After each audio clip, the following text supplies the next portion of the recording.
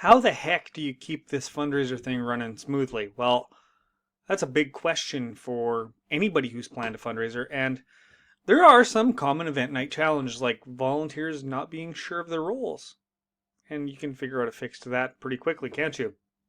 What about delays at the ticket table or getting into the building? Hmm. How about confusion about the timing of activities? Hmm. What about technical or stage issues during the show? You got somebody cover that? Well, all of these challenges are fixable, and that's pretty simple to do. You know, I've done thousands of these things. Well, yeah, thousands by this point, and the easiest way for any event to run smoothly is to prepare before the guests actually arrive. So you as the organizer or you as the volunteer should be arriving early to set up the venue.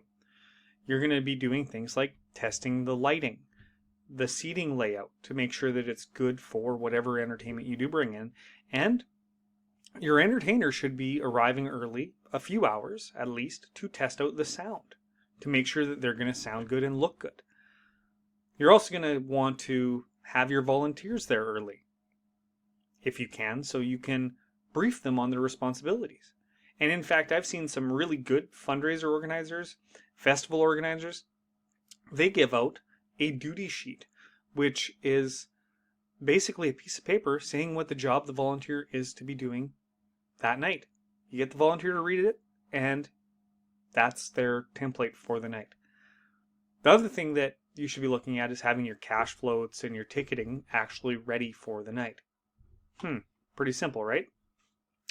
If you've got other add-on events, you have to prepare for them as well. If you're doing a silent auction, a 50-50 draw, a pie auction, any of those things have, well, logistical cost that you need to be prepared for.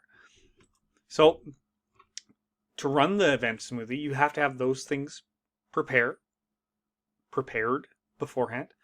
And to actually have the event run smoothly, you start on time. You respect your audience. These people are coming into your event, and yes, it's all in fun. You're doing a fundraiser. You want to have a great night. But if you don't respect your audience, why would they respect you? Why would they respect your entertainment if they've waited an extra 30 minutes before showtime is actually, or after showtime was actually supposed to start, for the show to start? What about an MC or a host of the evening? Isn't that a good way to keep everybody on track? To let people know if there is a time issue? Hey, I just want to let you know that our entertainment's going to be coming on in 5 minutes. We're giving you guys 5 minutes to go do what you need to do, whether it's a smoke or maybe a bathroom break. Just go ahead and do that. And it's giving people the knowledge that, hey, we're not worried that the show's going to start right away. I have time to go do this. So another thing that an MC is really good for is to make announcements. So raffles, sponsors, extras, maybe put in a joke or two, and really get the money flowing and get the event flowing as far as the cash goes. So the other thing is that you need to keep your guests engaged. You're going to use humor and energy to set the tone. If your MC goes up there and they're announcing that, well, the 50-50 draw is almost coming to an end. No, that's not going to work for you. That's going to be really, really bad as far as selling those 50-50 draws. But if you have somebody go up there, hey everybody, it's Jesse here, and I just want to let you know that 50-50 draws are coming to a close.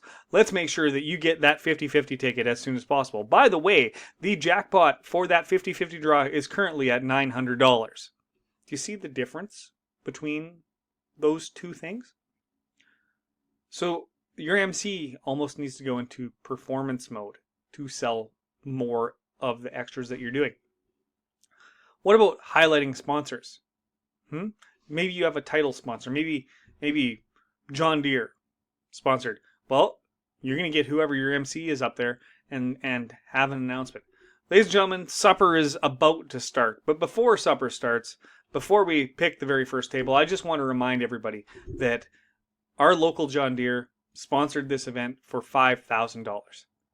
And that's the reason the tickets are so cheap, and that 100% of ticket sales tonight is going directly to the play school. Do you see how that can affect a sponsor? You're also going to promote the silent auction or 50/50s during the breaks and encourage photos and social sharing. It's not just about the night of the event. What you should be doing is you're asking people to actually share the photos of the event. And one great way to do this is to add in a simple photo booth. Yep.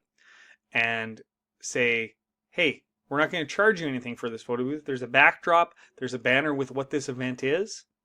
Come on over, get a photo, drop that on your Facebook to show that you're participating. Now imagine if you had 50 people take photos and they all share on their Facebook or their Instagram. What kind of marketing is that for your event for next year? How do your sponsors feel because maybe you had that backdrop custom printed because a sponsor paid for that backdrop? And, well, it's got all the sponsor logos on it, and that sponsor logos are seen in every picture that gets posted. How's that going to make your sponsors feel? So a couple of key takeaways is to actually make this go smoothly. You need to be prepared. If you're not prepared, you're prepared to fail. You're going to have clear roles and timing, and you're going to have a smoother event. You're going to have that for your volunteers. You're going to have a proper program, and keep the audience engaged from start to finish. That's how you pull the money out of their pockets for your fundraiser in a good way, in a way that doesn't feel like you're slimy or gross doing it. You're actually giving some support to those sponsors, to your audience, and it feels good. Now, in closing, I want to thank you for watching Module 6. Next module is my favorite module, and that's all about actually maximizing your profits with extras, and it's split up into different categories, and we're going to have a good time. I want to thank you for watching. If you need to contact me, JesseLewisHypnosis@gmail.com, and I'll be glad to help you with your event. Have a great day.